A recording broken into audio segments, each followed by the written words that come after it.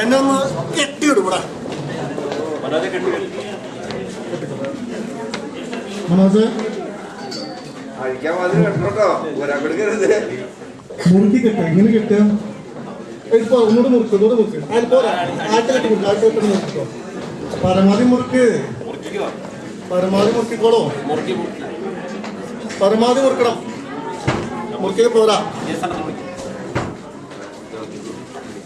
Okay sir, please come. സാറിനാ sir തിരിഞ്ഞു നോക്കി. സാർ